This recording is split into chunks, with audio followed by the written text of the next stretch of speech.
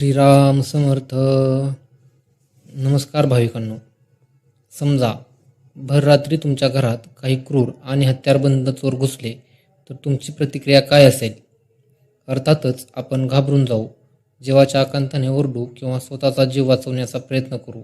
पण तुम्ही कधी ऐकलं आहे का की संतांच्या खोलीत जेव्हा जीवघेणी शस्त्र घेऊन चोर घुसले तेव्हा त्या संताने पळून जाण्याऐवजी किंवा आरडाओरडा करण्याऐवजी त्या चोरांचे हसतमुखाने स्वागत केले? आणि इतकंच नाही तर त्या चोरांना समोर असा एक चमत्कार दिसला की त्यांचे हातपाय तिथेच जमिनीला खिळले गेले. ही कोणतीही कादंबरी किंवा चित्रपट नाही, तर श्री गोंदवलेकर महाराजांच्या आयुष्यात घडलेली एक अत्यंत थरारक आणि सत्य घटना आहे. आजच्या या विशेष व्हिडिओमध्ये आपण पाहणार आहोत की महाराजांच्या केवळ एका करुणामय नजरेने क्रूर चोरांचे हृदय परिवर्तन कसे झाले आणि महाराजांनी त्यांना कोणती दैवी अनुभूती दिली. हा प्रसंग आज तुमच्या आयुष्यातील संकटाशी लढण्याची ताकद देईल. म्हणूनच अत्यंत शांत चित्ताने हा व्हिडिओ शेवटपर्यंत नक्की पहा. गोष्ट आहे गोंदवले गावची. त्या काळी महाराज अनेकदा रात्रीच्या वेळी राम मंदिरामध्ये किंवा आपल्या खोलीत एकांतात ध्यानस्थ बसत असत. हिवाळ्याचे दिवस असल्याने सर्वत्र किर्र अंधार, गार वारा आणि शांतता पसरली होती. संपूर्ण गाव गाढ झोपेत होते.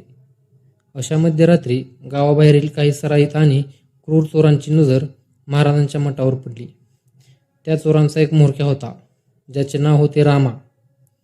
या चोरांनी ऐकले होते की या साधूकडे लोक लांबून लांबून दर्शनाला येतात. श्रीमंत लोक येतात, भरपूर दानधर्म होतो, म्हणजेच या मठात नक्कीच खूप सोने नाणे, गुप्तधन आणि पैसा असणार. चोरांनी मठात दरोडा टाकण्याचा मोठा कट रचला. त्यांनी आपापसात हत्यारे वाटून घेतली. कोणाकडे तीक्ष्ण सुरा होता, कोणाकडे जाड लाट्या होत्या. ते एकमेकांना सांगत होते, लक्षात ठेवा, तो केवळ एक साधू आहे.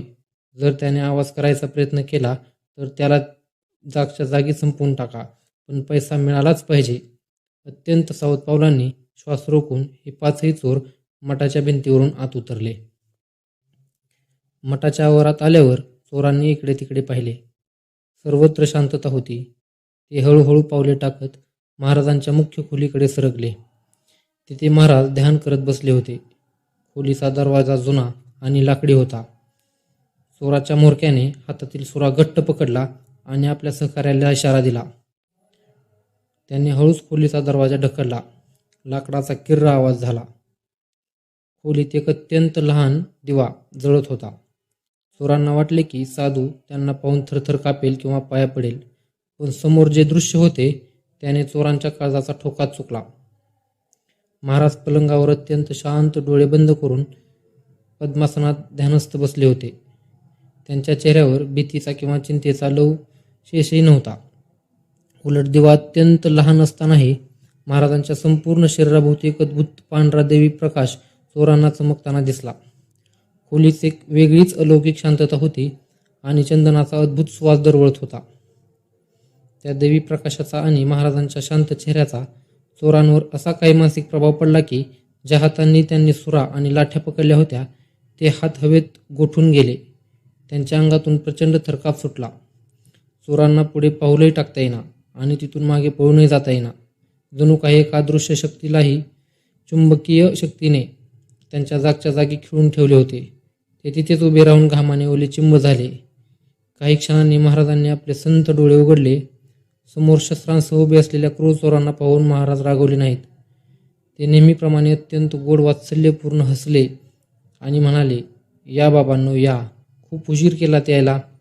एवढ्या थंडीत लांबून आला आहात, खूप दमला असाल ना, या आधी खाली बसा. महाराजांचे ते प्रेमळ आणि निर्भय शब्द ऐकून चोरांच्या हातातील शस्त्रे आपोआप गळून खाली पडली. त्यांचा संपूर्ण क्रूर अभिमान गळून पडला. ते थरथर कापत थेट महाराजांच्या पायावर कोसळले आणि लहान मुलांसारखे ढसाढसा रडू लागले.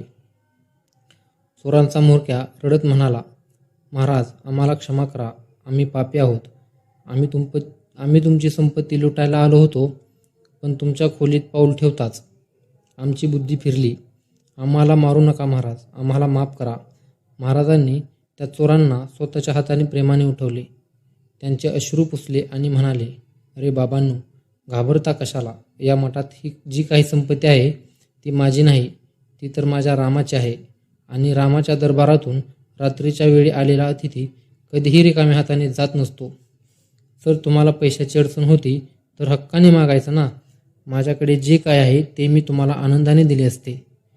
चोरी करून स्वतःच्या आत्म्याला का पाप लावता? महाराजांनी मठातील काही धान्य, पीठ आणि देवाच्या गल्ल्यातील पैसा गोळा केले आणि स्वतःच्या हाताने त्या चोरांच्या झोळीत टाकले. महाराज त्यांना म्हणाले, हे घ्या, हा रामाचा प्रसाद आहे. पण मला एक वचन द्या, यापुढे कधीही चोरी करायची नाही. कष्टाची भाकर खायची आणि मुखात रामनाम ठेवायचे. राम तुमचे सगळे मार्ग मोकळे करेल. त्या चोरांना आयुष्यात पहिल्यांदाच समाजविन्मुख न ठरवता एवढं प्रेम आणि सन्मान मिळाला होता. त्यांनी महाराजांच्या चरणाशी शपथ घेतली की आजपासून आम्ही हा पापी मार्ग कायमचा सोडत आहोत. ते चोर तिथून जाताना मठातील धन घेऊन गेले नाहीत, तर महाराजांचे विचार आणि नामस्मरण घेऊन गेले. पुढे नियमितपणे गोंदवल्याला दर्शनाला येऊ लागले. भाविकांनो, श्री गोंदवलेकर महाराजांची ही सत्यकथा केवळ एक चमत्कार नाही, तर आपल्या दैनंदिन जीवनासाठी एक खूप मोठा धडा आहे. संतांचे हृदय इतके विशाल असते की ते दुष्टांवरही सूड न घेता त्यांच्यावर प्रेम करतात आणि त्यांचे परिवर्तन करतात.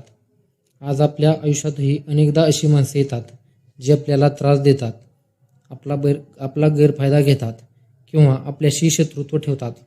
अशा वेळी रागाच्या भरात सूड घेण्याऐवजी संयम, शांतता आणि प्रेमाने समोरच्याचे हृदय कसे बदलता येईल हा विचार आपण केला पाहिजे.